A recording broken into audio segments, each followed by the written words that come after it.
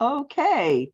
Welcome everybody. If you're in fact there, we're having a special Mercury and Mars Stationing Direct edition of Facebook Live. Thank you for hanging out. It says we're live. Let's see if I can find us here. Welcome. I'm Kathy Biehl. I am talking with Beverly Biehl. Hello. Not a relation. Isn't that interesting? Beverly Biehl of the Intuitive Interior. She's a feng shui master, an energy alchemist, a creation catalyst, a coincidence creator, and an intuitive coach. More multi-hyphenates than I have. And that is saying something. Beverly, thank you for agreeing to play with me again this year. We do this. We've done it for several years now. Yeah, I just checked, and yes, we are in fact live. We are in fact live, despite what my computer is saying. Anyway, sorry everybody. Beverly, while I am futzing with stuff on my phone, could you please tell people about your training in this? Why should they listen to what you have to say about the Chinese Lunar New Year? Basically, what you mean to say is, why should anybody listen to two white chicks with the last name of Biehl? That's kind of what I was thinking. Right. Well, here's the thing. First of all, this is a wonderful philosophy, and it is a certain set of vocabulary on how energy moves throughout the world. And the nice thing about feng shui is, and all of the Chinese metaphysics, is that there's a certain level of creativity that happens when you are talking about this. Just like with the Western astrology, everybody's looking at the same phenomena, simply from a different vantage point. I got started with feng shui 21 years ago after a friend gave me a book on it to help my house help my house heal me from the after effects of breast cancer. And so I had all the breast cancer treatments, etc. For 14 years, I practiced a Western version of feng shui. They call it the black hat, or it's based in Tibetan Buddhism. There's a lot of wonderful things that come from that. But after 14 years, I began noticing that, in fact, the direction that a house faces really makes a difference. The way that when the client was born and how they were moving in the world really impacted the feng shui of the house, and how all of that fit together. So after having studied the Western version of feng shui with 5 different teachers, I retrained myself by flying to Malaysia, and I studied with Joey Yap, who is the teacher that I now really focus a lot on. I am also studying with, I've now studied with 3 other classical school teachers. And let's just put it this way: the lockdown, while it really was not my favorite thing to be forced to sit still, it gave me a couple of good years to really dive deep into all things Chinese metaphysics. So yeah, tell us, Chinese New Year. What's the big deal? What is it? What's going on? So first of all, the Chinese New Year is based on, it's the Lunar New Year. It's always the second new moon after the winter solstice. That's why the start of the Chinese New Year, it always is changing. It's, in Western culture, it's the same reason why Easter is never on the same date, because it was a pagan tradition that was taken over by organized religion to make people, feel more comfortable with their fertility festivals. So the Chinese New Year is again about the shifting of the energy. There are 12 animal signs in traditional Chinese astrology, just like there are 12 signs in Western astrology. There are also 5 elements: the water, wood, fire, earth, and metal. And each of those have a yin expression and a yang expression. The reason why that matters is because last year was the yang water tiger year. So the kind of a general way of looking at how, what that energy, what we're coming from, is like a waterfall. Yang water is a waterfall. It is designed to flood away and flush away whatever it is that it wasn't tied down. Tiger energy, you think about any other, just a big cat. It is a tiger is very regal, proud, still, is can be very ferocious. And so it's all about, I'm just gonna, but I'm gonna wait, and I'm gonna stalk the prey, and then we'll pounce. So that's the kind of the rushing, pouncing energy that we're coming from. We're now moving into the yin water rabbit energy. And yin water is, think about a gentle rainfall. It's mist. It's that when you go under the rainfall, the shower, that when you're, but like just a real gentle shower. It's more nurturing. It's kinder. It has still an emotional component, but it's more of the, oh, I'm feeling more nurtured by this, instead of the fire hose that is scraping a layer of skin off of you. The rabbit energy, it's really starting the first part of spring, thinking about the it corresponds with the east direction. So thinking about east is the where the sun comes up, and so it's the beginning of warming things. Rabbits also typically are associated with abundance and fertility, and they really only have two settings. Either they are stop, as in they're in the hibernating, they're in their little den, they're all snuggled up, they're with their kin, or they are go, boom, boom, boom, boom, all just bouncing all over the place. There's there's that phrase, mad as a March hare. The March hare, that has to do with, again, it's about fertility. It's about, it's like, okay, well, it's time to go out and let's do all the things. So we're going to have that kind of an energy coming for 2023. There's going to be a lot of projects that are going to show up for people. There's going to be a lot of opportunity that is there to be nurtured. This is also that bridge year between the tiger year and the next year, the 2024, is the dragon year. It's a yang wood dragon year. That 2024 starts the next 20-year cycle in Chinese astrology. They call this, and that's going to be called, it goes in a 9, everything is all about nines. And so that's going to be called period 9. It's going to correspond with fire energy. It's going to be talking about fame and reputation. It's about public speaking, getting out there, wisdom, spirituality, women-led exercises. So women will be much more prominently featured, even as they are now. But you've been seeing some of that starting now. The reason why I'm sharing the bookends of this rabbit year is because back in 2000, there was a movie called Crouching Tiger, Hidden Dragon. And again, for us Westerners, we're like, what does that mean? It means that this is going to be the year. This is, the rabbit year is it's sandwiched between this imagery of a tiger, the tiger energy from last year. Again, it crouches. It's just like, okay, I'm going to be watching. Where's the opportunity? And boom, then they go. That's the crouching tiger. So that's the waiting, the pausing. The hidden dragon. Dragon is the only mythological creature in the Chinese animal pantheon. And it is kind of like Aquarius in that it's ethereal. It's hard to pin down. It's you have to use a lot of your imagination to even think about, well, what does a dragon look like for you? It's going to look different than it is for me.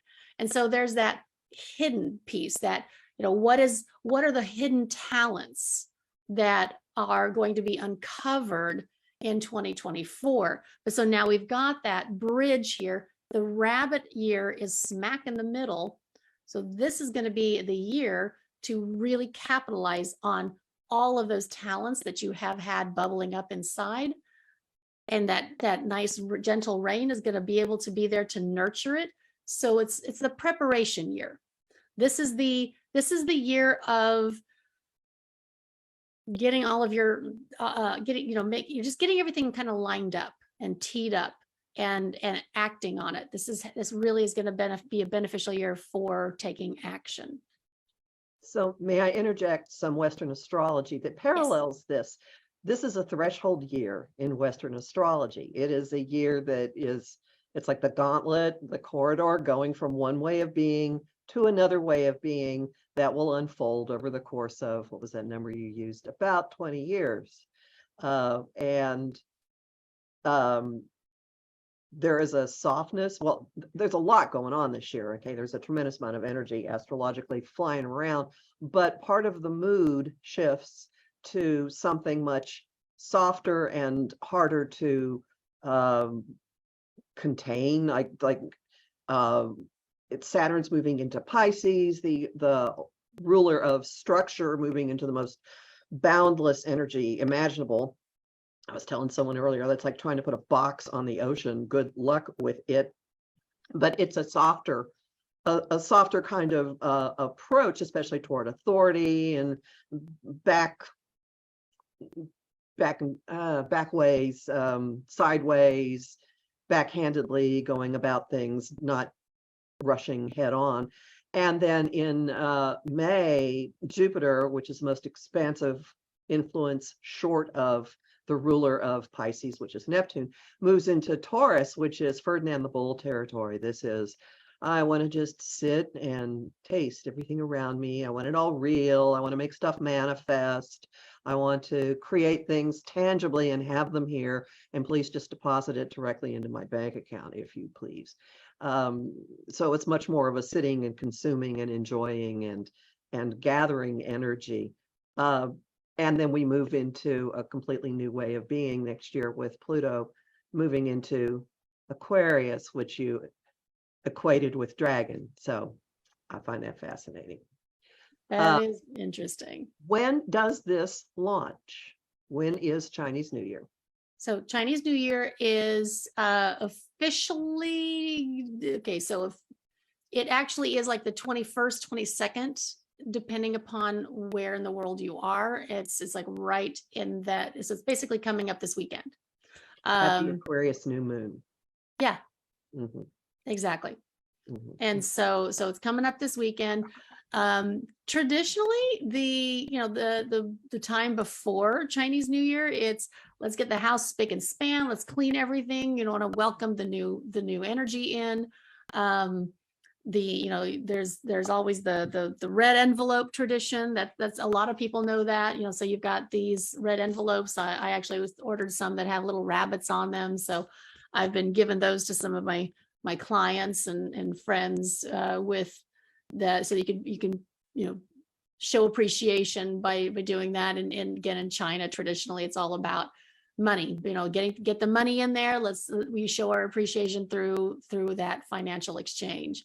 The interesting thing, you're talking about when certain months where things are going to be really shifting.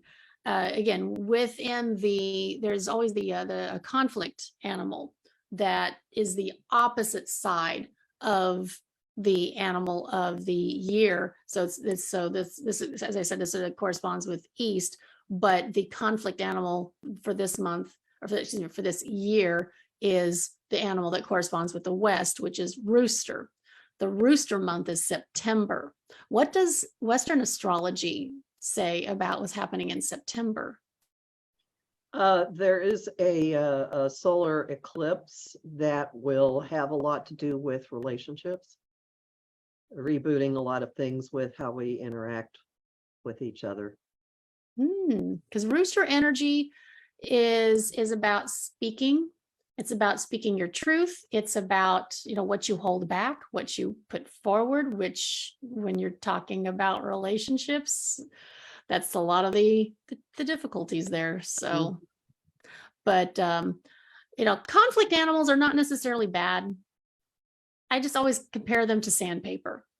And, either you are going to be polished to a glorious sheen, or you're going to feel like you just went through a planer, and it's going to really be a struggle. So I don't ever get too upset with whenever I see a conflict coming through like that. It is always about how flexible can you be. The other thing too that is interesting about this year is again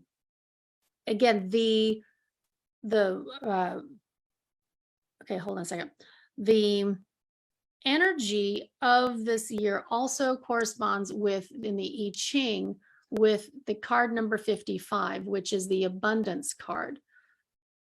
And so, again, talking about the fertility, talking about the, sometimes there's going to be a lot of activity. Sometimes you just want to go and have fun and just, be with your, play and enjoy. If you have this is a year for finding ways to experience abundance internally as much as externally. In fact, more so on an internal basis, because so much of that rabbit energy is on the underground, in the warren, in the home, that when they're out bouncing around, there's always a wariness. There's a strong awareness. And so this abundance card, it wants you to be focused on, well, what are you watering? What are you paying attention to? Are you guarding your abundance, your mental well-being, or are you letting other people come in and steal it? So that's another little piece of this upcoming year. Now, with feng shui specifically, it dovetails with the Lunar New Year, but February 4th is the closer to the next solar start of the new year. And so because there's a lot of very specific calculations that have to happen in order to be able to do our job. And so February 4th every year is what we use to make the shifts. So every year there are different elements that in flying star feng shui that help to put different objects in different in different directions in your space to balance out the energy. Each of the 9 sectors has a number that associates with it. That's where the math part, at first I was like, oh Lord, I can't do all this, but I just realized that they're just shorthand. I'm not actually having to do math problems. But some people may remember from previous talks or from hearing other consultants talk about it, is there's this 5 yellow.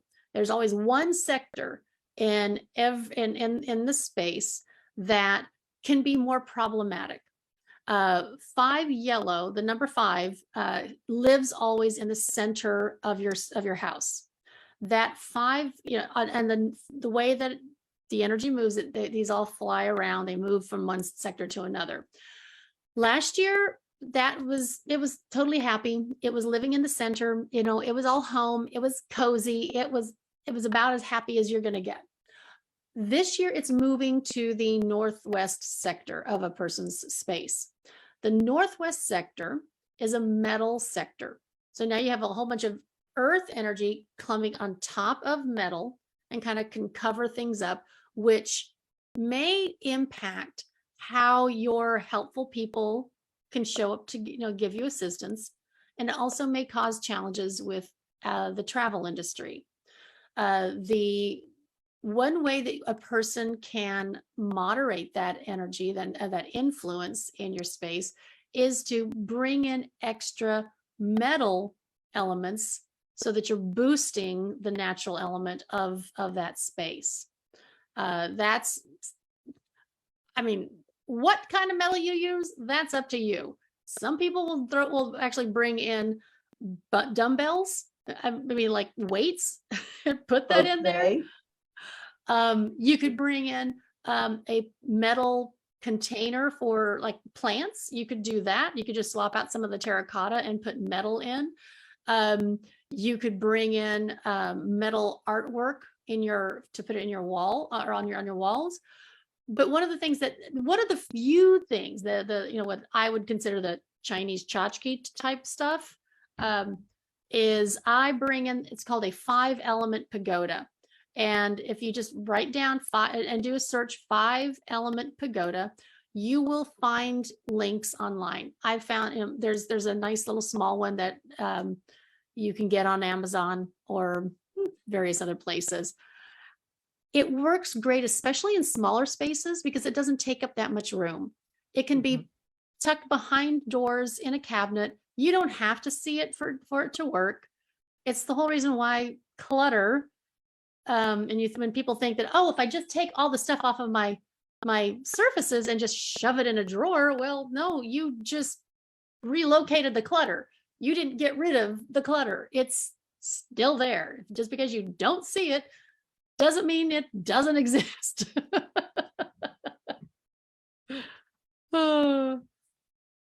Now, there is a question that has come through in the chat, and I can think of a way to expand this. So 12 signs, 5 elements. Each sign has 5 variations. So sign plus element. Actually 10, because there's a yin and a yang. The yang. Oh, okay, 10. So this is going to screw my thinking up. What if you were born as a water rabbit? That means you're 60, correct? Correct. Okay, so what if it's your year again? If you are a yin water rabbit born in the year 1960, then this is going to put a spotlight on you. Now, in Chinese astrology, there are 4 pillars. You've got what year you're born in, month, day, hour. Each of those pillars actually corresponds with they have a slightly different meaning. So the year pillar, everybody who's born in the year of the rabbit, there's going to be a general personality that you all kind of have aspects of.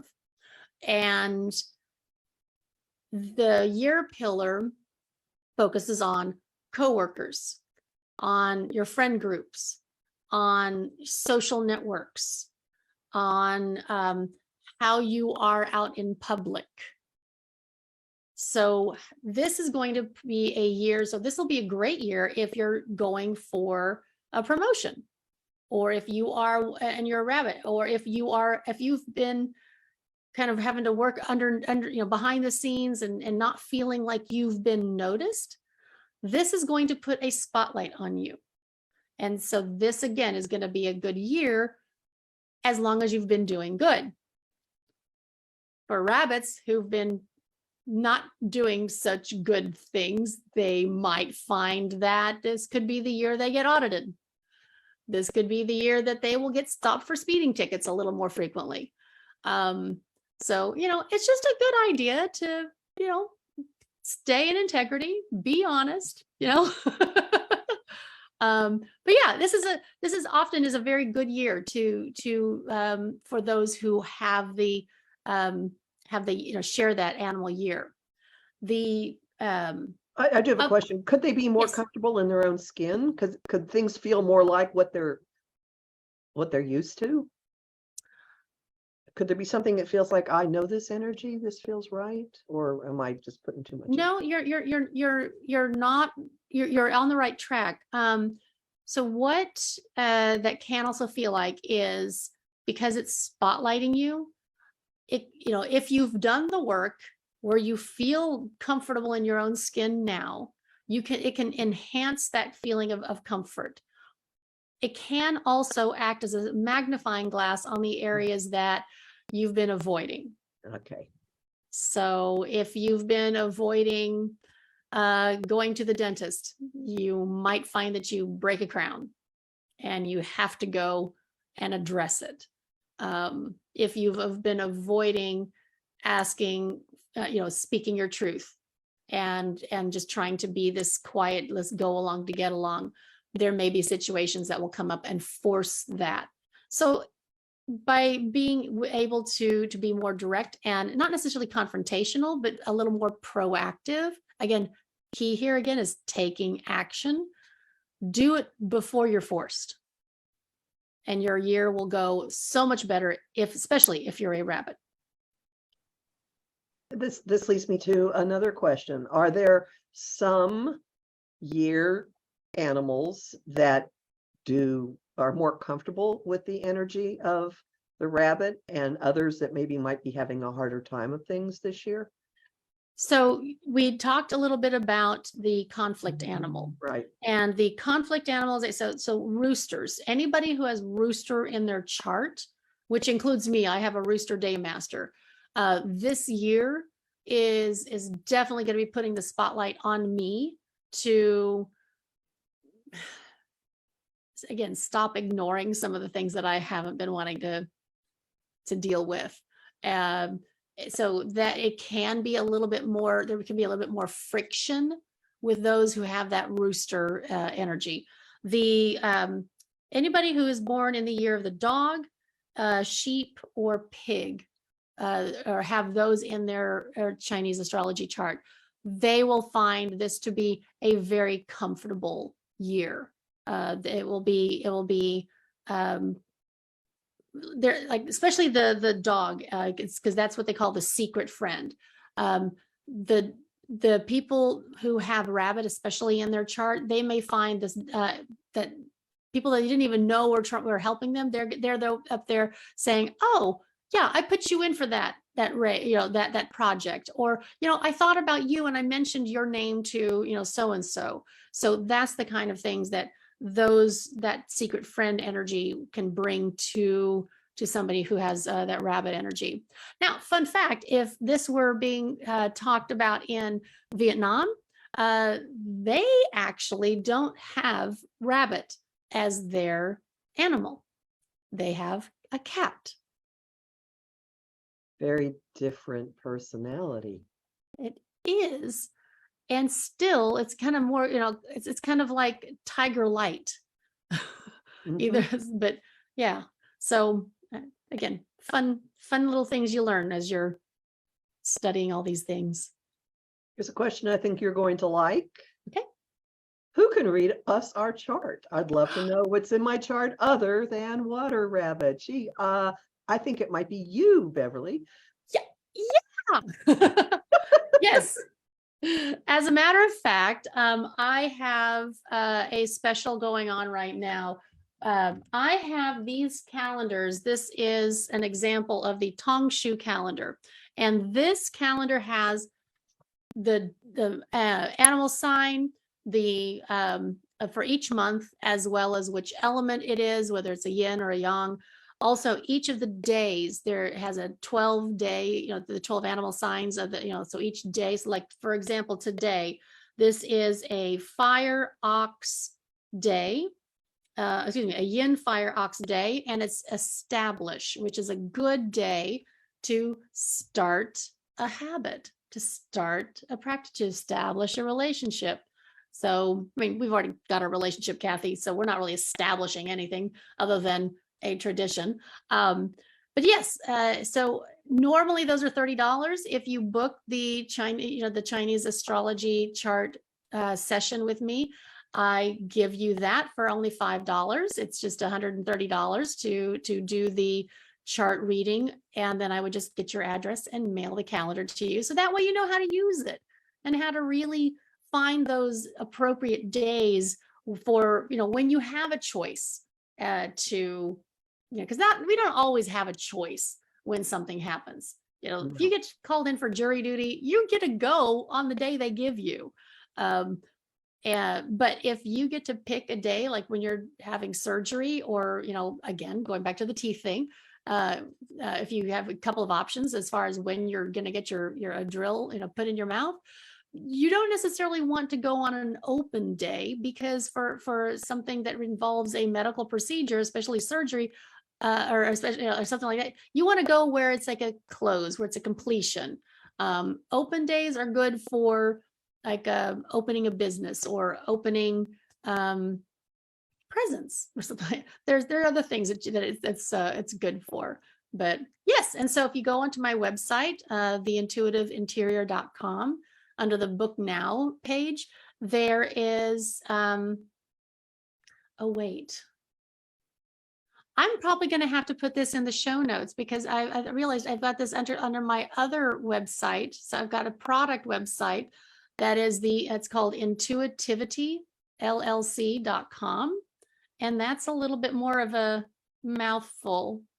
But if you sign up for my newsletter, I will have all the links on my newsletter. And I'll put it in the show notes. Sweet. There is a review question here. Where are we to put the 5-element pagoda again? That's the northwest part of your space. So everybody has, if you everybody has one of these things. And if you don't have one of those, if you've got a camping compass, you can be standing looking at the front of your house as if you're walking out the door, and that will tell you what direction your house is facing. Figure out from there where northwest is, and that's the section of your space to put the 5-element pagoda. Is it a corner? Sometimes, not always. It depends on how the house is designed. Exactly. Okay. So for example, my northwest sector of my house is my master bathroom. I will be just putting it next to the bathtub on a shelf, because I don't really have a cabinet that I can just tuck it away in. There are some consultants who suggest that you screw the top off, because the top will screw off. And ideally, you would capture some dirt from that section of your space. That's only good if you are in a house, that where you actually live on the land. You're in a landed property. If you're in an apartment, you don't have dirt outside of there. So you just take the metal piece and you put it in the northwest sector, and you're good. But do you move it year to year? Yes. Okay. Yep. So invest in this little gizmo, and you move it around every year. Exactly. Every year. Exactly. Now, if you're working in outside of your house, and you actually still have an office that is big enough for you to tuck one of these over there, and that I also recommend that, because again, you've got your personal world and you've got your business world, and you want to make sure that you're as protective of your life in your employment area as you are at home.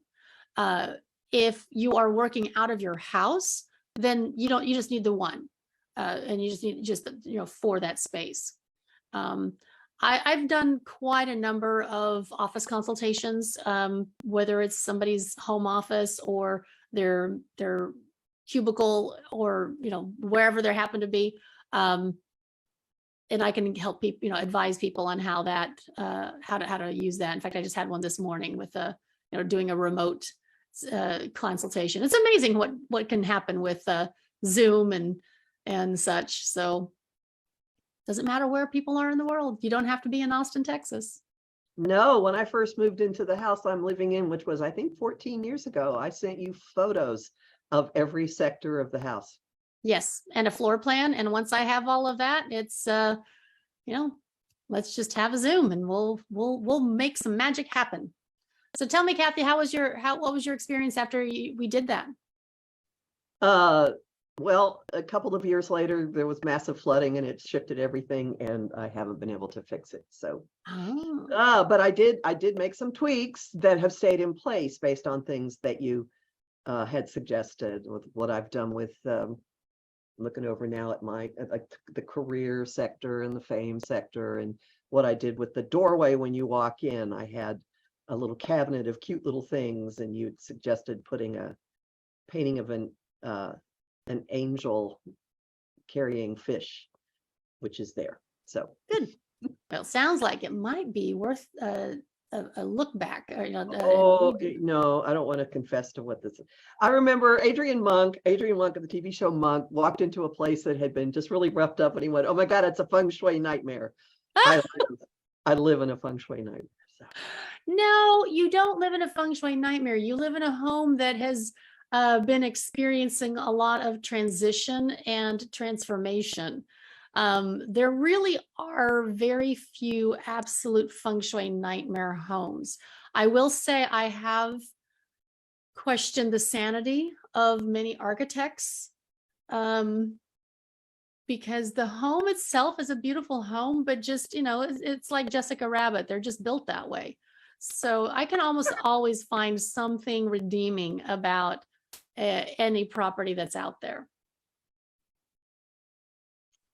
So anything else that might be useful for people to know about how to mark the start of the year of the rabbit, water rabbit, or what to try to maximize or watch for? Any final words on this?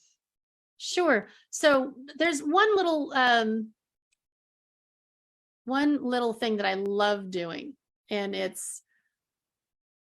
don't know, it's not necessarily, traditional Chinese tradition, but one of my teachers suggested that the reason why oranges are really popular around this time of the year and in the Chinese New Year celebrations is because, they're round, they're that gold color, and so they symbolize abundance and fertility and money.